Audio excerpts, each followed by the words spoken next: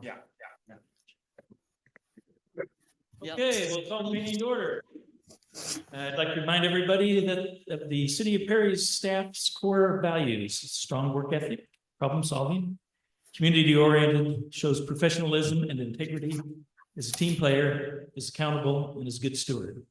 So could we have a roll call, please? Mahler, Yes. Shelley, Walling. Yes. Schott Yes. and Klein. Yes. The next, we need a motion to approve the meeting agenda. So be it. I'll second. Okay, any other discussion, additions, subtractions? Okay, roll call? Klein, Yes. Mahler, Yes. Walling. Yes. Schott. Yes. Okay, next up is the consent agenda. It includes the minutes of the September 16th council meeting, 8 payments to Bolton and Mank and 1 to Impact 7G, $6,449.41 for contract services. Claims register and financials of $1,108,988.79, and 1 license and permit, alcohol license for El Rey Market LLC, DBA El Rey Market. Fire inspection is complete, but police department review has not happened, so it would be approved subject to that approval. Have motion, please. I move that we approve the consent agenda. I'll second. Roll call? Walling, Yes. Mahler, Yes. Schott, Yes. Klein. Yes. Okay, city administrators report. All right, just a couple of things this evening. Last Thursday, I was at the Greater Des Moines Partnerships Regional Summit, which is their first kickoff of this event, but it was invited to all members throughout their 11 county region. So it was nice to be there with urban and rural communities alike, and got some good information on just kind of community development, economic development, and also got to sit in on a good presentation around housing. So that was nice. For those in the room, handed out a flyer. I think I sent this by email a bit ago. But on October 23rd from 11 to 1 is the Greater Dallas County Development Alliance's annual meeting. So if any more council is interested in attending that, just let me know, and I can get you signed up and registered. So hopefully be nice to get those final numbers by the end of the week. So just let me know and we'll get you registered. But of note, the keynote speaker for that event is Debbie Durham, the director of Iowa Economic Development Authority and Iowa Finance Authority. So should be a good keynote speaker and some good information and a recap on the Alliance's work over the past year. And definitely with several events this year, the Alliance has done quite a bit for Perry. So hoping to have a good Perry showing to put our thanks back to them. So any questions for me? I think there's quite a few projects on the pay request schedule, so we can kind of go through projects there, but anybody have questions for me? All right. Okay, thank you, Sven. Okay, so mayor comments, council comments. First thing is we have proclamation. It's Community Planning Month. And so whereas the change is constant and affects all cities, towns, suburbs, counties, boroughs, townships, rural areas, and other places. And whereas community planning and plans can help manage this change in a way that provides better choices for how people work and live. And whereas community planning provides an opportunity for all residents to be meaningfully involved in making choices that determine the future of their community. And whereas the full benefit of planning requires public officials and citizens who understand, support, and demand excellence in planning and plan implementation. And whereas the month of October is designated as National Community Planning Month throughout the United States of America and its territories. And whereas the American Planning Associates endorses National Community Planning Month as an opportunity to highlight New planning is essential to recovery and how planners can lead communities in equitable, resilient, and long-lasting recovery. And whereas the celebration of National Community Planning Month gives us the opportunity to publicly recognize the participation and dedication of the members of planning commissions and other citizen planners who have contributed their time and expertise to the improvement of the city of Perry. And whereas we recognize that many valuable contributions made to the professional community and regional planners of the city of Perry, Iowa, and extend our heartfelt thanks for the continued commitment to public service by these professionals. Now, therefore, be it resolved, the month of October 2023 is hereby designated as Community Planning Month in the city of Perry, Iowa, in conjunction with the celebration of National Community Planning Month. Very For good. that. And then I was gonna defer to Joe for the car show update, but since he is not here, I just would like to say it was really nice to see downtown busy on a Saturday morning again, and seemed like it was a pretty successful event. So Yep. thank you for that group for thinking of Perry and having an event here that brings people around. So, Yep. A lot of people downtown. Was very nice. Lot of neat comments. any other council comments? Okay. We'll go to open forum. Speakers will be asked to step up to the microphone and state their name and address for the record. Individuals have 3 minutes to address the council. Don, did you want to? Yep. Oh, John, can you step up to the microphone?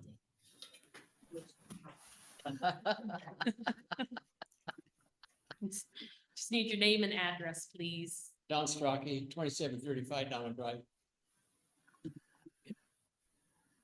Okay, Okay, I just wanna, are we gonna have open burning this year? okay, so I'm in favor of it, of Okay. course. And if we have it like in November to December, or maybe 3 weeks, the last part of November, the last 3 weeks. It's cold then and the doors are shut, the windows are shut, so it shouldn't hurt anything. okay, I think in the past we have done after Halloween and before Thanksgiving. Is that a suitable time frame? Yeah, it would be. Something for discussion. That's good information to have, because I feel like we always have a little bit of a issue narrowing those dates, so. Seems like when we get into November, we have more moisture issues, wet leaves. But who knows what this year will bring. Okay, anything else? no, thank you for your Thank you. input. So I guess if we want to add it to the agenda for the next meeting. I don't know if it takes a motion or just someone suggesting that it be added to the agenda to bring up. Good. Okay. Okay, we'll add that to our agenda for the next meeting in third week of October. Thanks, Tom. Any other open forum requests? Okay, we'll move on to old business. Item A is approval of pay application number 1 for the snow removal equipment. It's in the amount of $336,085.17 to Van Wall Equipment. It has been signed off and reviewed by the project manager who recommends approval. That motion, please. I move we approve pay application number 1 for the SRE equipment. Second. Discussion? And Mr.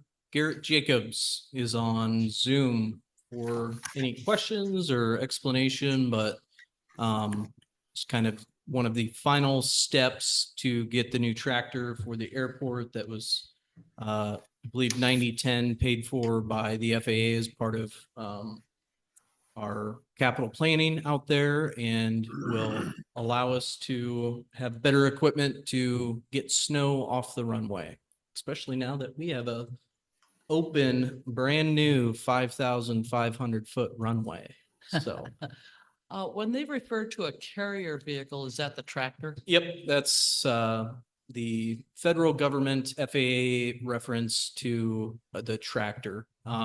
And with that, It'll be a blower. there's other kinds of carrier vehicles. So there's like specific vehicles for like airport maintenance. So you could have more of a truck with a front broom or a front blower. But for versatility and what we use it for, we specified that it would be a tractor as the carrier vehicle, as opposed to one of those more specialized airport only pieces of equipment. And we'll be using a blower. Yep, so if memory serves me right, this is with a front mount blower. So there's other things that we've looked at, like maybe well, what did we do? Are we taking? I think in our capital budget, we budgeted for a new batwing mower. I can't remember if that was new to Public Works and that mower is going to airport, or if it's new for the airport. Yeah, new for the airport. So I want to say a 20-foot batwing mower out of our regular capital budget.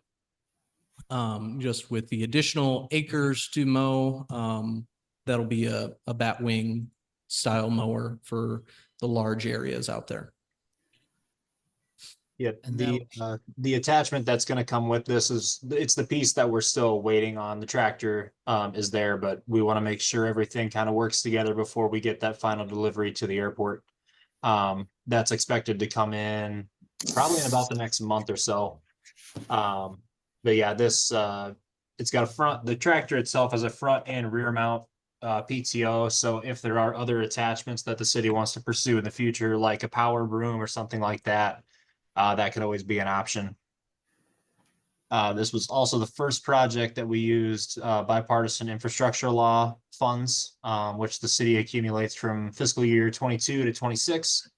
And then some of that money was also used for the parallel taxiway design, and there's still money left over, and that you will accumulate in federal fiscal year 25 and 26 that we'll need to program in the city's or the airport's CIP, and we'll be looking to do that here in the next couple weeks. So, And it's guaranteed that it won't snow until we have the blower, right, Garrett? that is correct. That is correct. Okay.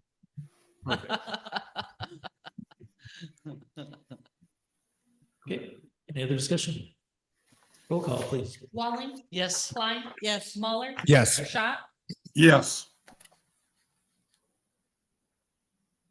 Okay, item B, approval of pay application number 15 for the runway 1432 relocation phase 1. It's in the amount of $4,070.52 to Wenthold Excavating LLC for seeding some of the areas to get rid of the weeds, and has been signed off and recommended for approval by the project manager. Motion. Make a motion that we approve pay application number 15 for the runway 1432 relocation phase 1. I'll second that. Okay, discussion. Yeah, this project is really coming down to the wire. I think the next items that will appear on the agenda in upcoming council meetings will be change order to reconcile contract quantities to final field measured quantities, final pay application, releasing retainage, and engineer's statement of completion. That would put us on, I think, the 21st meeting. Just need to get that information signed back from the contractor, which has been a little bit of a challenge to get it back when I want it. So that grant itself will remain open, but the actual construction portion of the project we can get toward closing out. So one item checked off the list.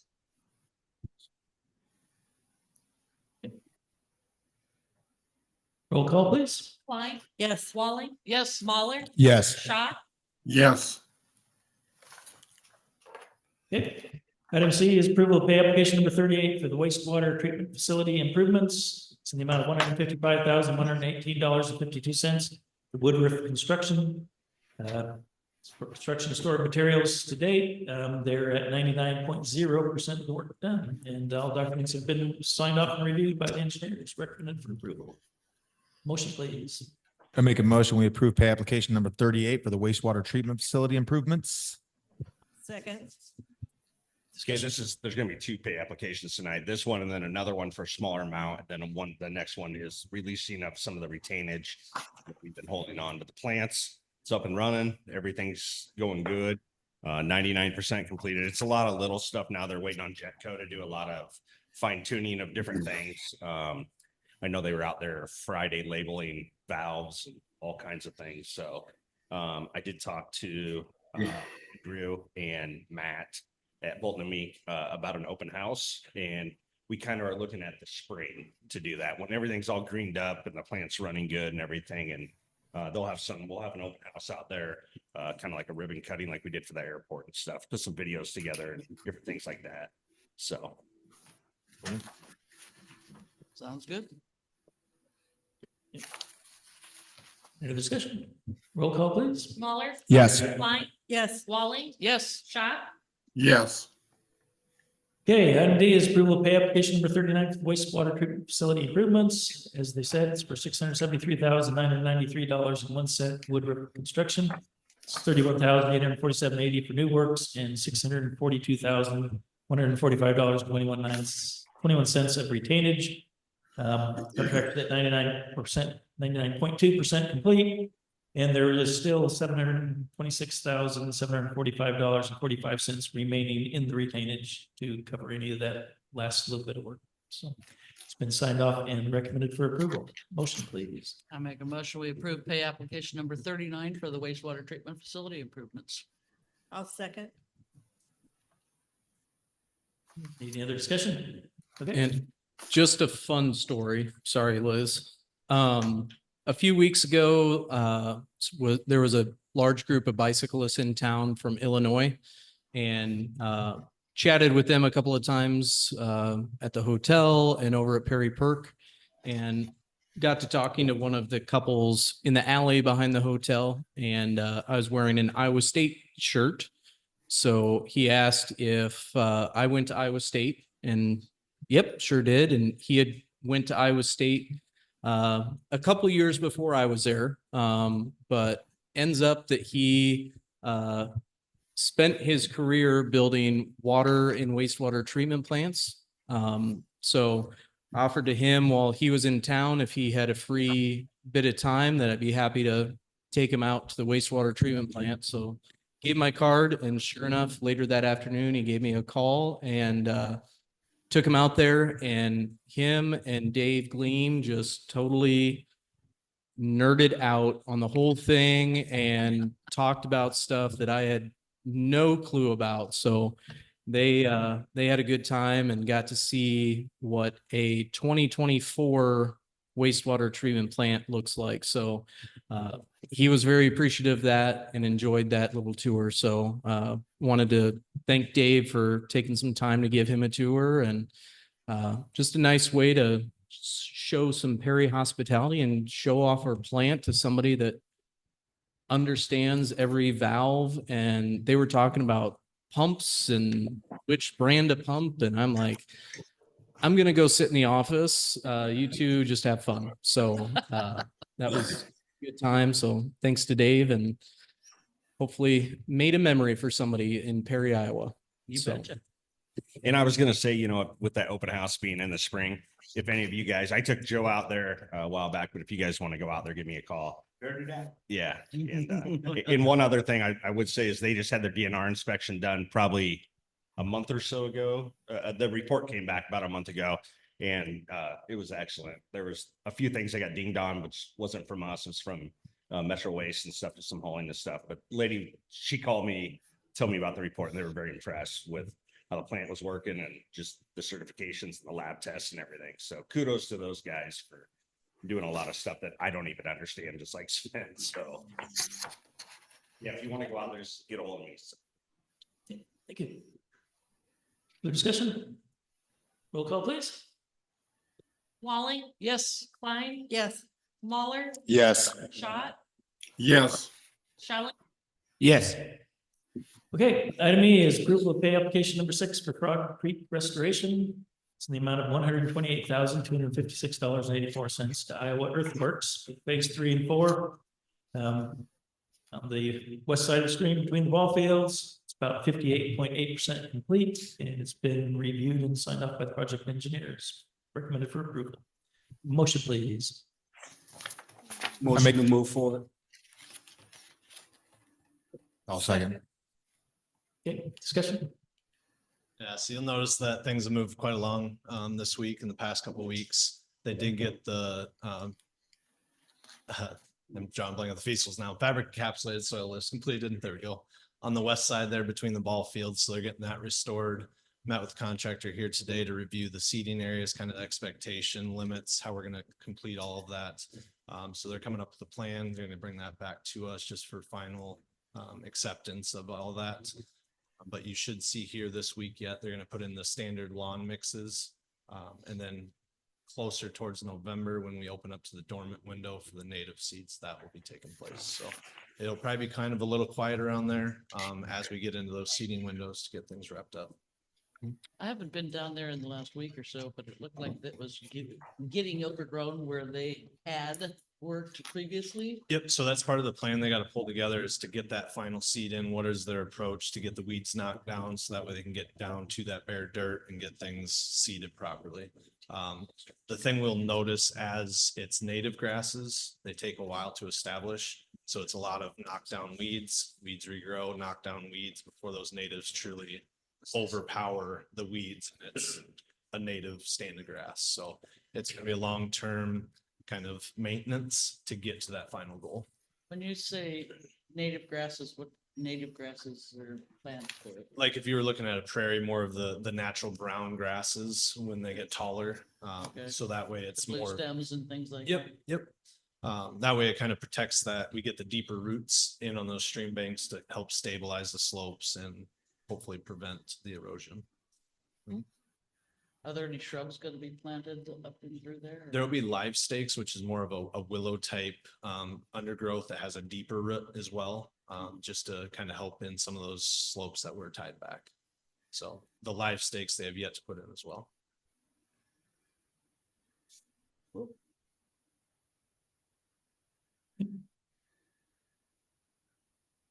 the discussion, roll call. Shelley, Yes. Klein, Yes. Lawler, Yes. Walling, Yes, Schott, Yes. Okay, thank you. Item F, approval of pay application number 6 for the Iowa Street Stormwater Wetland. It's in the amount of $174,918.16 to Sandstone Management Ltd. That's completion of the bridge and work on the trail segments around wetland number 1. Project's at 84.5% complete, and this has been reviewed and signed by the project engineer and recommended for approval. Motion, please. make a motion, we approve pay application number 6 for the Iowa Street Stormwater Wetland. I'll second that. Very similar here. They're getting everything restored. They're working very diligently on wetland 2, which is behind Super 8. They're hoping to have that rock maintenance path put in by the end of the week here, buttoning up the final black dirt grading. We have a meeting Wednesday with the seeding contractor just to do very similar to what we did on Frog Creek. Review the site. What are the expectations? What are any concerns that we can work through before they get there? Just to make sure everybody's on the same page. But we're working with the native seagrasses again, so that's kind of pushing close to that November timeframe, as well as plugs and live stakes to protect some of those steeper slopes. So we're working through that, getting more of the trail put in, parking lot, and they're kind of working their way out of wetland 1, which is closer to Highway 141 to the east of, and to the west of Super 8. So things are coming together there and getting in the trail and everything as we work our way out. Trail looks pretty good. What's the name? I got a question about the pedestrian bridge out there. Yeah. Guess that would be number 2. One. The west. One to the west, Number yep. 1 is pedestrian bridge. Yep. Is that bridge permanent? Is that the last final bridge? Yep, that's the permanent bridge. They're still doing button-up features on it. There were some inconsistencies in some of the cables and stuff like that. They're actually working with the manufacturer. Some of the boards they got look like they came from a certain supplier. As all of us work on houses, we know those suppliers. But it makes drywalling very hard, so it made the quality of the bridge not to our expectations. So they're working with the manufacturer there to get that corrected and find a solution. Should we mention the trail? We can. So I don't know if anybody noticed here or anywhere, but they did pave some of the trail with a slip form paver machine. And they were having some issues with the machine as they were pouring as well as the mix. So they poured a decent amount and did not meet specifications. So they did have to tear that out and they'll be repouring that. So just wanted to make that known in case you saw it poured and then unpoured. They are going to be repouring those sections of trail. So Yeah, that was a very expensive learning curve. It's someone else's behalf. That we met on site, we had our concerns and they weren't seeing the concerns. They put down the level. And we came to the conclusion, a lot of concrete's getting ripped out. So no expense from the city's side of things. probably, I should have led with that. I could see Susan's face. I wanted Next to time I'll clarify lead with that. that So, So at the end of the day, the slopes of ADA is the most stringent piece of that. And if those aren't met, it's into the discussion and that's where we landed. So the concrete mix was bad? Now, it was the paver, they had pans that were warped and it was notified it was coming out at exactly 2%, which is the max.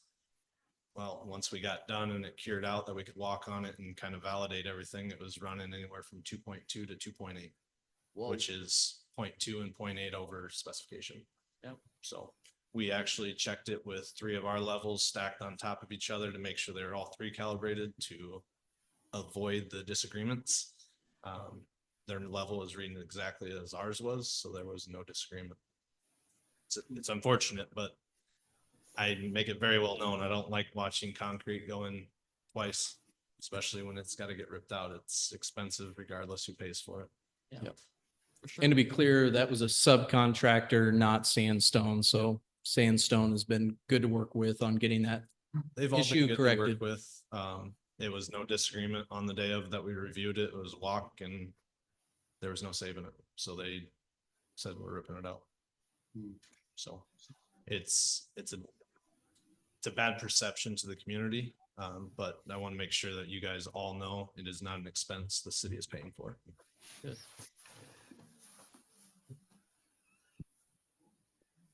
Things will go much smoother after that. Yep.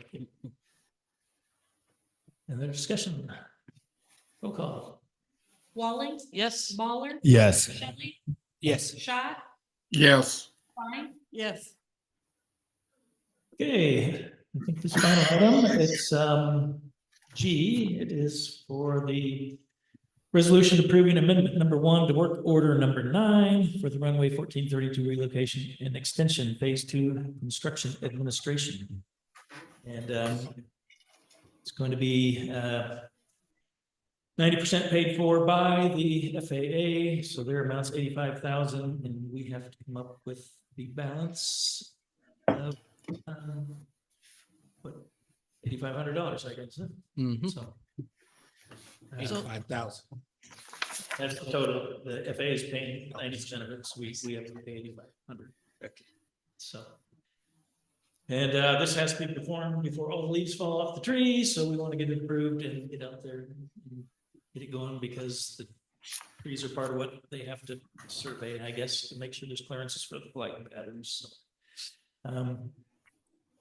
So could I get motion to approve?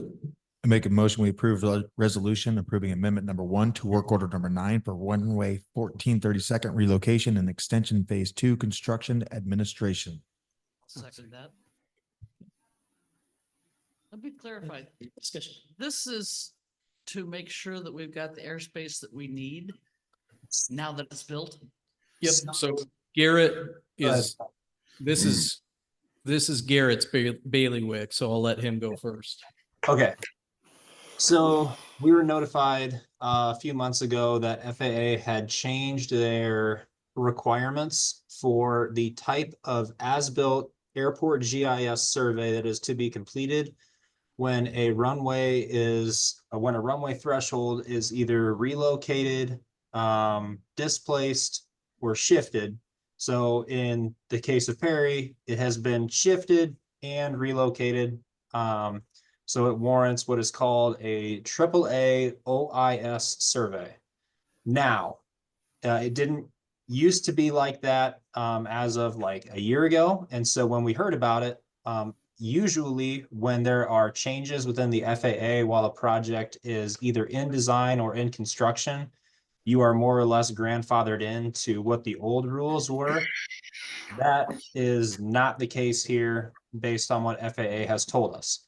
So instead of getting very simple imagery of what has been constructed or the as-built conditions of this runway, the scope of work for just this survey in general has it's a lot more than what we were anticipating.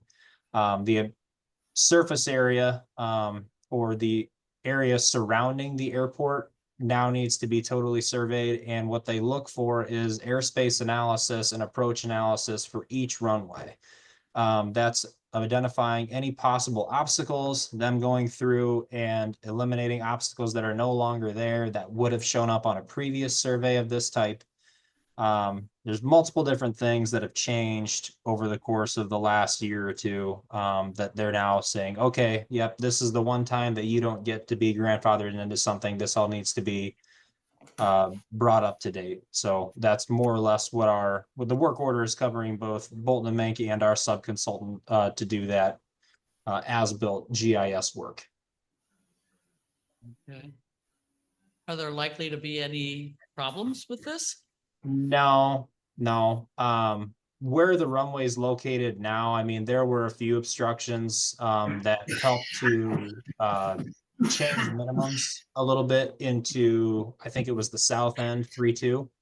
But shifting that over and changing the approach slopes, that helps.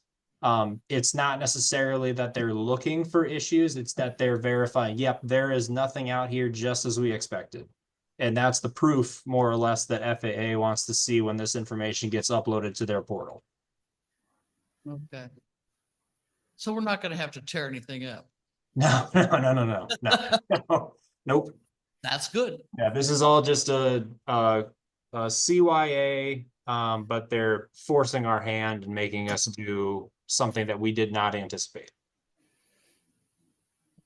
Well, I would assume with the attention that FAA specifically has gotten around safety issues and airport safety, that this probably has something to do with that, of absolutely verifying clear zones and obstruction-free runways for safety purposes.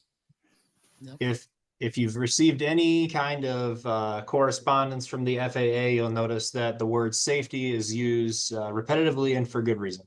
But yes, Ben, you've kind of hit the nail on the head there. So is it the FAA that's conducting the survey or a private? No. So we have a sub-consultant. They used to be Schneider Geospatial. They're now called NV5. They do all of our AGIS surveys. We set up the control, do a lot of the verification on the ground, and then they have specialized equipment that they fly several miles around the airport and verify this kind of stuff. So that's the obstructions that they look for quite often are trees. And so this having leaf on conditions helps identify, just how big these trees are and if they are an issue. But they have equipment that they're in a very niche field, to say the least. Did we discuss this with the FAA? Were we told that we would be grandfathered in, or is this something that switching to this requirement? Yes. When we heard about it, we reached out right away and said, we've got this aerial imagery, and they said, yep, nope, that's not going to work. Part of it was if your design imagery is older than 3 years old, then you have to go out and do this no matter what. Well, it was twofold, that and them switching just straight as-built of the runway itself to as-built of the airspace surfaces surrounding the airport. So we had asked about it, and I don't know if initially it was agreed upon that was going to be the case, but that was the way that our scope was written, and that was reviewed by FAA when this initially went through. And now that we had to go about getting this scope together. They said, yep, that's the way it's gotta be. Oh, does that answer the question? I'm sorry. Yeah, no, that's, yeah. And this survey will last for the lifetime of these runways unless we move or do something Yeah, like that again. correct. So, the airspace around the airport is kind of like a living, breathing thing. The FAA is always looking for potential obstructions, and they have this thing. It's called the RAM tool. It's the runway airspace management tool that I think Sven has access to. And when they identify something, they'll let you know, hey, you did your survey. It's 5 years later now. This tree that's, a mile off the end appears to be impeding on your approach surfaces. Go ahead and find means of mitigating it, which could be cutting it down, topping it, depending on whether or not you own the land. But this is setting up kind of that new runway in that system. So this will be the start of that, call it living, breathing document. Which probably to a certain extent ties back to the initial zoning work we did back in my freshman years with Dallas County of rezoning the area and having their airport zoning done. And believe it or not, there are instances where either in front of an existing airport or during an airport project, things like water towers and wind turbines pop up in the way. So I think there's a couple of those in Iowa, if I'm not mistaken. Hopefully I'm not picking at a scab for you, Garrett, but those are kind of the types of things that they're looking for, just confirming that nothing has popped up since, the last time it was checked. Right. And as a, I don't know if I'm a disclaimer, but when you sign grant assurances, one of them is it talks about how you are, as the sponsor, you need to maintain and protect your airspace. And so when you hear about stuff like that, it's important to jump on it, but it's also important to have those zoning ordinances in place, not only adopted by the city, but also adopted by the county, which I believe, like you said, Sven, you've already gone through. But that's how you avoid things like those wind turbines and stuff popping up. Now, that being said, you can't control much of anything outside of your airspace. So in general, say we're talking like 4 miles is usually the distance. If you're outside of 4 miles, it's hard to say, not hard to say no to things, but harder to justify telling people, no, you can't do that. Whereas if they're inside that surface or inside that area, it's a lot easier because they would be, for instance, a wind turbine manufacturer, wind turbine company might email you and say, hey, we're planning on doing this. We got this letter from the FAA saying, yeah, it was all good. But what they don't tell you is that letter that they got also says, yeah, you're all good, but we're just going to reduce, or increase Perry's minimums to, I don't know, something much, much greater than what you have currently, which is a bad thing. They're really good at doing that. So it's something to watch out for as things like that pop up. We try and stay in front of it. But yeah, those tools help. And this is more or less the baseline for it. Okay.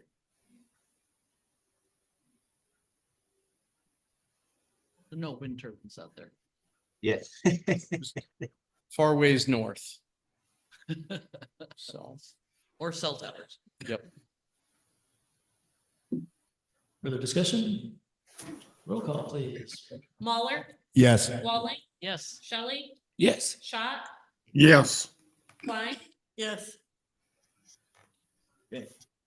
There's no new business, so we'll call the meeting adjourned. Thank you. Cool.